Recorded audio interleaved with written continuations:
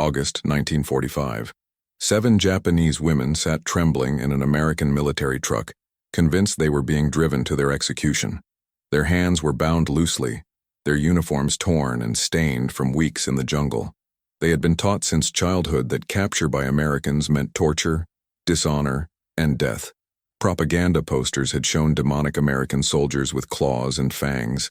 Radio broadcasts had described unspeakable atrocities, but what awaited them wasn't a firing squad. It wasn't a torture chamber. It was something they never expected. Something that would shatter every belief they held. Something that would break them down completely, not through violence, but through an act so simple it seemed impossible. A backyard barbecue. The story begins 3 weeks earlier, on a humid morning in the Philippines. The air was thick with smoke and the metallic scent of blood. Keiko Yamamoto pressed her back against the crumbling concrete wall of the field hospital, listening to the thunderous approach of American artillery. Each explosion rattled her teeth, sent dust cascading from the ceiling. The Japanese Imperial Army was collapsing. The defense lines had broken. Supply lines were cut, everyone knew it.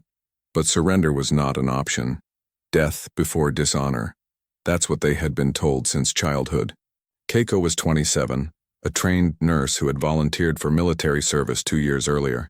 She had been stationed in Manila when the Americans began their reconquest of the Philippines. In that time, she had seen horrors that would haunt her forever. Soldiers with limbs blown off screaming for their mothers. Civilians caught in crossfire. The slow starvation as supplies dwindled. And through it all, the constant drumbeat of propaganda. Never surrender. The emperor's subjects do not yield. Beside her, 19-year-old Hana Yoshida clutched a medical kit with trembling hands. This was her first deployment, only 4 months into service.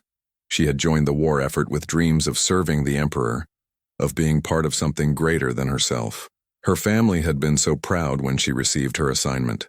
Her father, too old to fight, had given her his grandfather's prayer beads. Her mother had sewn her uniform by hand. Now those dreams were dissolving in the smoke and chaos of defeat. Michiko Sato, the eldest at 35, moved methodically through the ward, checking on the wounded soldiers who could no longer be evacuated. She had been a school teacher in Yokohama before the war, teaching literature and history to middle school students. When the need for medical personnel had grown desperate, she had been conscripted for nursing duties. Her teacher's instinct to care for others overrode her own fear. She had seen too much death already. Boys, really, not men, 18, 19, 20 years old, dying far from home. Then there was Akane Tanaka, the radio operator. At 22, she was a true believer. A fanatic, some might say. She had been an excellent student, top of her class in technical training. She had absorbed every word of the propaganda, internalized every lesson about Japanese superiority and American barbarism.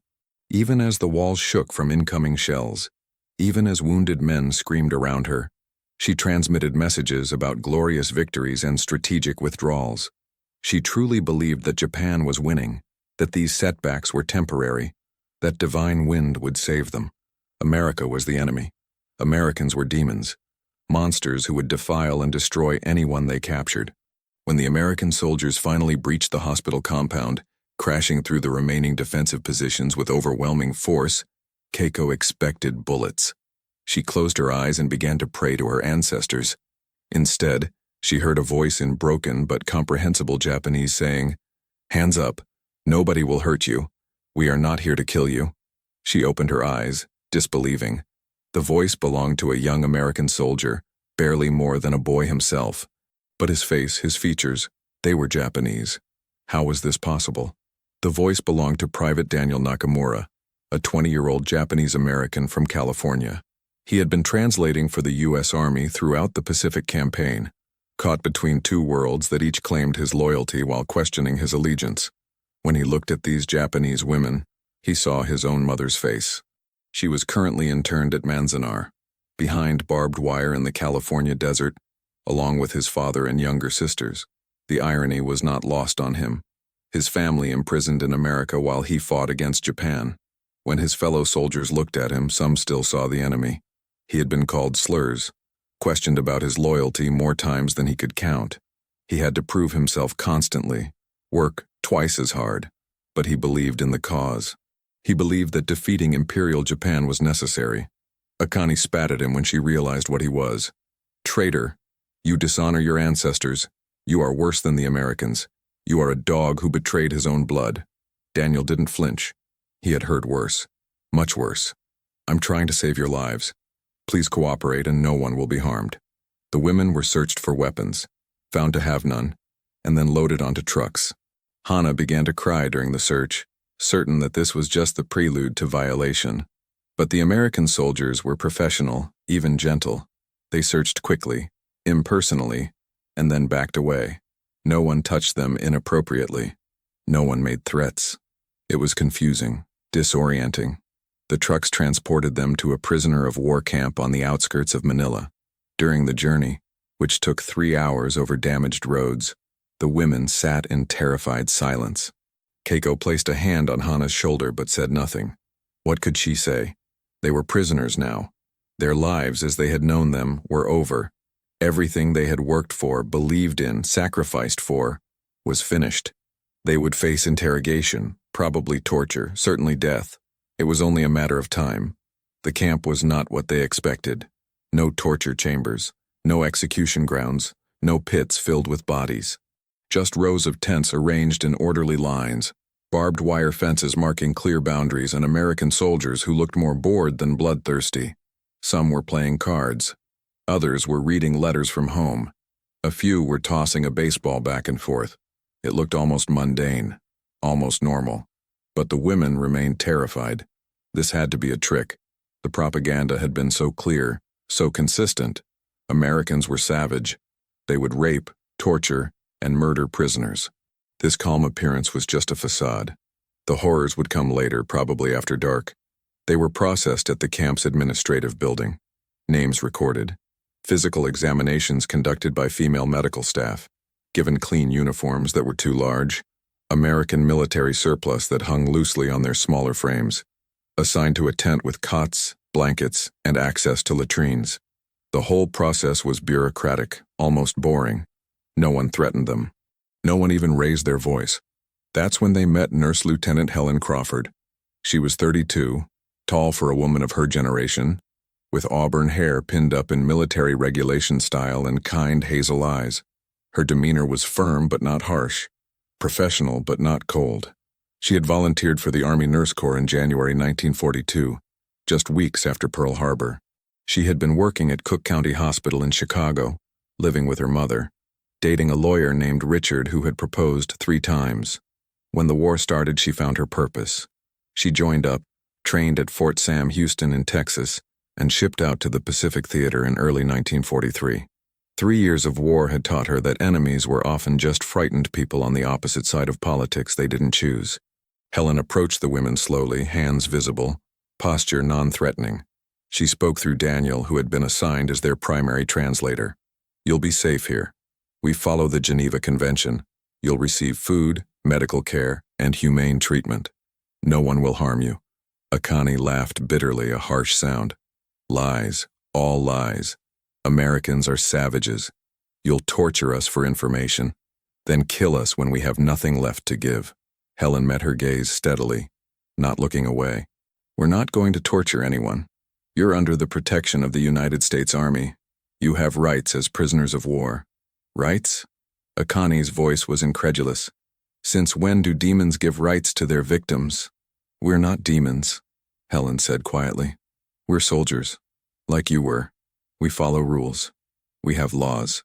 Over the following days, the women began to realize that perhaps they weren't going to be immediately executed. But trust was another matter entirely.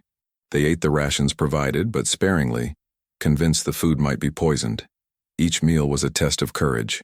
They would watch the guards eat first, look for any signs of tampering, then force themselves to consume small amounts. When no one died, when no one became sick, they allowed themselves to eat a bit more. They barely spoke to the guards, responding only when directly questioned. At night, they huddled together in their tent, whispering about escape plans that would never materialize. Where would they go? The Philippines was occupied. Japan was across an ocean. They had no weapons, no supplies, no allies. Keiko, with her medical background and scientific training, was the first to observe inconsistencies in what they had been told. The American medics treated wounded Japanese soldiers with the same care as their own. She watched from a distance as they worked in the medical tent, saw them administer morphine to ease pain, carefully stitch wounds, monitor for infection. They didn't torture. They healed. The guards were professional, not cruel. They maintained discipline, enforced rules, but they didn't beat prisoners. They didn't humiliate them. One guard, a young man from Iowa, even smiled at Hana once and offered her an orange. She had been too frightened to accept, but the gesture stayed with her. The food, while strange to their palates, was abundant, more abundant than they had eaten in months. The Japanese army had been starving by the end. Rations had been cut repeatedly. Here, meals came regularly, 3 times a day, with variety. Nothing matched the propaganda. The cognitive dissonance was painful. If the propaganda was wrong about this, what else had been a lie? Meanwhile, Captain William Foster watched the Japanese prisoners from his office window. He was 38, a career officer from Boston who had graduated from West Point in 1929. He was tall, graying at the temples, with the bearing of a man accustomed to command. He had fought in the Philippines campaign, seen brutal combat, lost men under his command. He had lost his younger brother at Guadalcanal, Tommy Foster, just 23, eager and bright and full of life, killed by a Japanese sniper on the 3rd day of fighting. William had received the telegram while stationed in Australia. For months afterward, he had hated every Japanese soldier, every Japanese person, blamed them all for Tommy's death. But managing a POW camp forced him to confront uncomfortable truths. These weren't monsters. They were people. Scared, indoctrinated people who had been lied to. Some were barely adults. Others were clearly professionals who had been conscripted. They had families, fears, dreams. It didn't erase his pain. It didn't bring Tommy back, but it complicated his hatred in ways that were profoundly uncomfortable. Foster had an idea, a controversial one. He thought about it for days, testing it from different angles. Finally, he called Helen into his office. "At ease, Lieutenant," he said, gesturing to a chair. "I want to run something by you." "Sir?" "I want to organize a barbecue. For the prisoners." Helen blinked. "Sir?" "A barbecue. Traditional American style. Grilled meat, sides, the works. For all the prisoners, including the Japanese women." Helen sat down slowly. "Captain, with respect, they barely trust us enough to eat regular rations. They think we're going to poison them. A barbecue might heighten their suspicions." "Might," Foster agreed. "Or might show them we're human. Food is universal, Lieutenant. Breaking bread together, it's one of the oldest peace gestures in human history. It's worth a try." Helen considered this carefully. It was risky. It could backfire. But she had seen the fear in those women's eyes. Fear that ran deeper than war. "What are you really hoping to accomplish, sir?" she asked directly. Foster was quiet for a moment. "I want them to see us as people. I want them to question what they were told. Not for any strategic purpose, just because it's the right thing to do. When they go back to Japan, I want them to remember that Americans treated them with decency. Maybe, in some small way, that helps prevent the next war." Helen nodded slowly. "I'll help." The preparation took a week. Foster requisitioned extra rations through proper channels, which required paperwork and justifications. He requested beef, pork, chicken, fresh vegetables. The quartermaster raised eyebrows but approved the request. The mess sergeant, a gruff man from Texas named Buck Williams, grumbled about wasting good meat on the enemy, but followed orders. He had lost friends at Bataan. The idea of throwing a party for Japanese prisoners stuck in his craw. But orders were orders. Word spread through the camp. Some soldiers were supportive, others were angry. Why should the enemy get special treatment? Arguments broke out in the barracks. Foster had to discipline 2 men who got into a fistfight over it. Daniel was assigned to inform the Japanese women about the barbecue. He entered their tent one afternoon with Helen, trying to project calm confidence. "Captain Foster is organizing an event," he explained in Japanese, his accent carrying traces of California. "A barbecue. It's an American tradition. Grilled meat, vegetables, a social gathering. You're all invited. It will be this Sunday." The women stared at him in complete silence. Finally, Michiko spoke, her voice careful. Why would they do this? To show goodwill. To help you understand that we don't wish you harm. Akani's voice was sharp, cutting. It's a trap. They'll poison the food. Or they'll humiliate us in front of everyone. Make us perform like animals for their entertainment. Helen, sensing the tension, spoke softly. Daniel translated. No trap, I promise. This is an invitation, not an order. You can refuse if you wish, but I hope you'll come. That night, after lights out, they debated in harsh whispers. We should refuse, Akani insisted. It's beneath our dignity. What dignity do we have left? Keiko asked quietly, bitterly. We're prisoners. We surrendered instead of dying. In Japan, we're already dead, already dishonored. Hana, who had been silent and trembling, finally spoke. I'm curious. I've never tasted American food. Not real American food. If we're going to die anyway, shouldn't we at least experience something new first? Michiko nodded slowly. If we refuse, we insult them. That could make things worse. Perhaps it's safer to attend. Reluctantly, Akani agreed. But she made them promise to eat nothing unless she tested it first. The day of the barbecue arrived. Sunday, August 12th, 1945.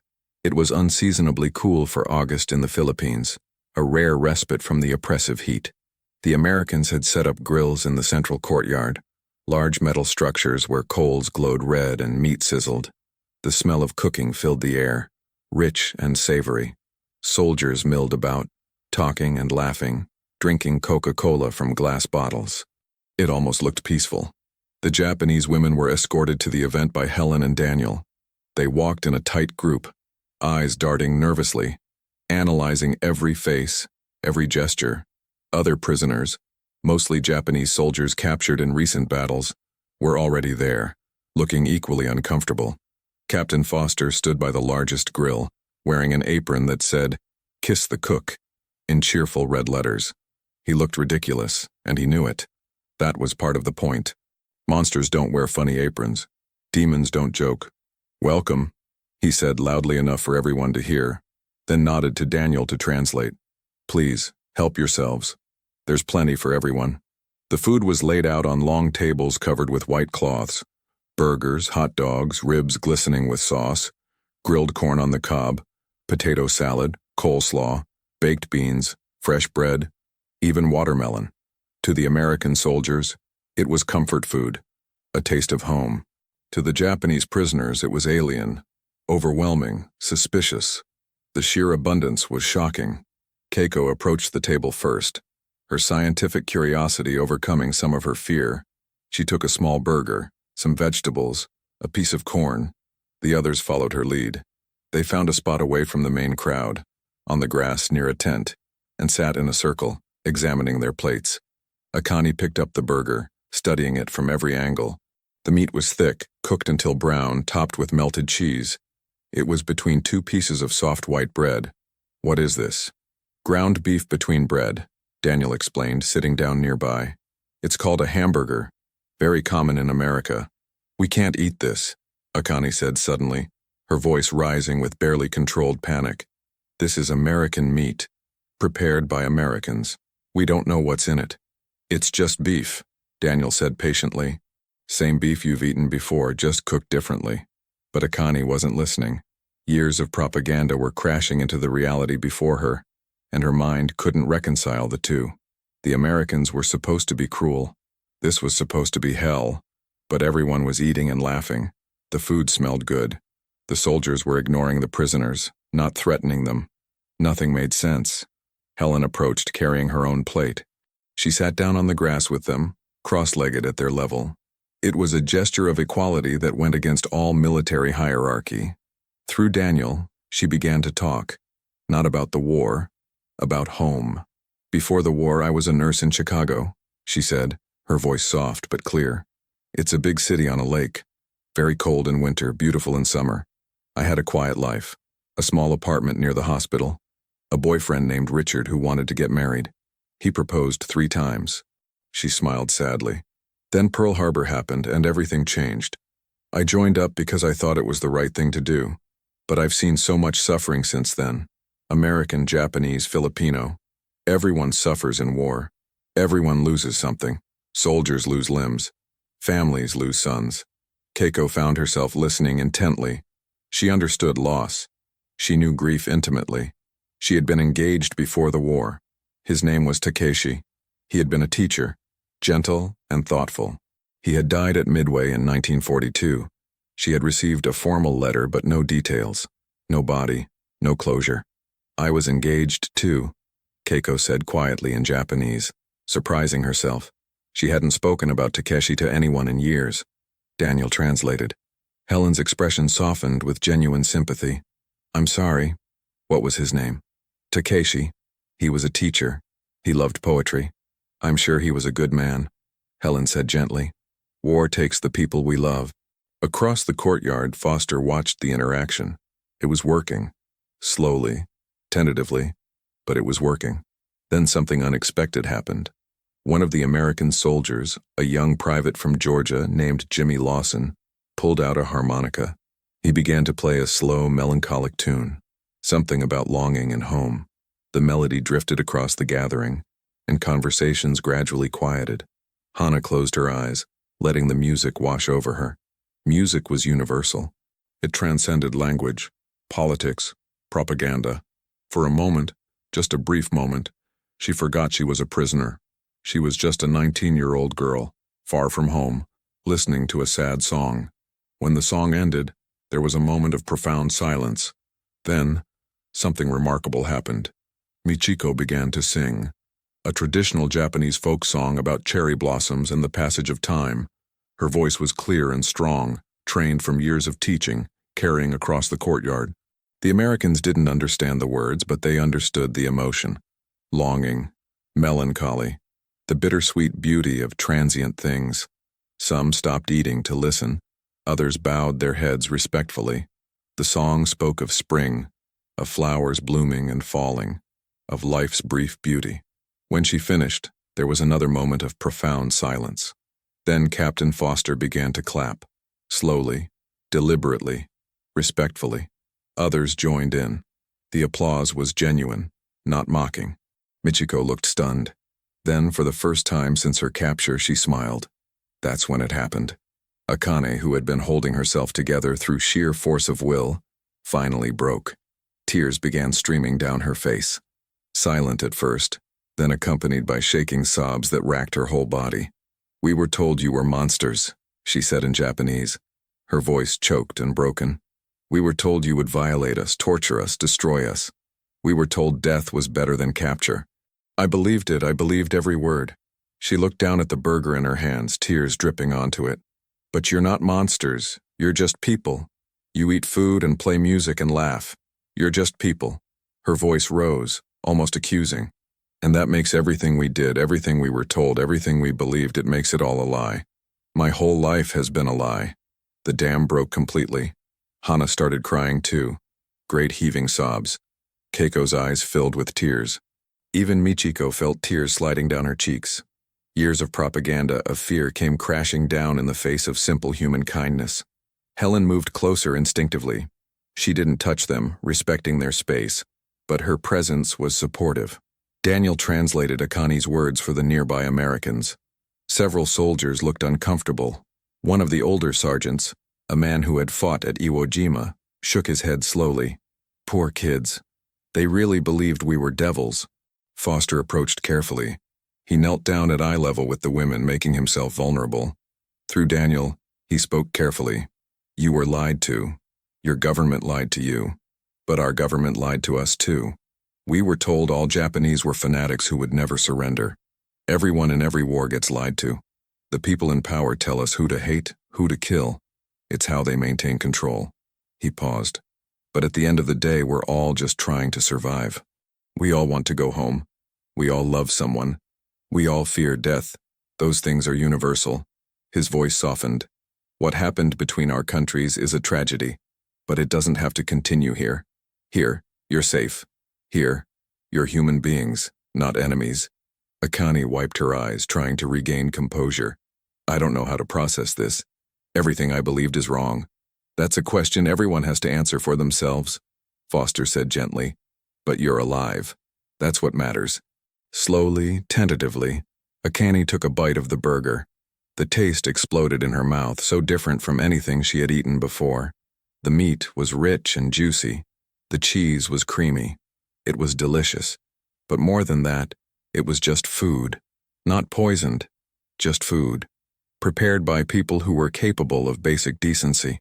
The other women began to eat as well, each bite a small act of trust. The food was good, and it represented something profound.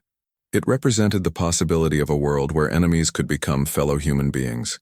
As the afternoon wore on, the atmosphere gradually relaxed. Some Japanese prisoners began to interact cautiously with American soldiers.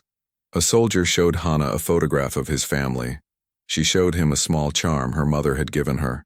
Daniel found himself in conversation with another Japanese-American soldier. They compared notes on their experiences. "Do you ever regret it?" the other soldier asked quietly. "Fighting against the country of our ancestors?" Daniel was quiet for a long moment. "Every day. But I also know that if Japan had won, my family in California would be in even more danger. There are no good choices in war, only less terrible ones." As the sun began to set, casting golden light across the camp, Foster stood on a small platform. Daniel positioned himself nearby to translate. "Today was about more than food," Foster said. "It was about remembering our shared humanity. Tomorrow, the war will still be real. But for today, we proved that it's possible to treat each other with dignity and respect." He looked directly at the Japanese women. "You have nothing to fear here.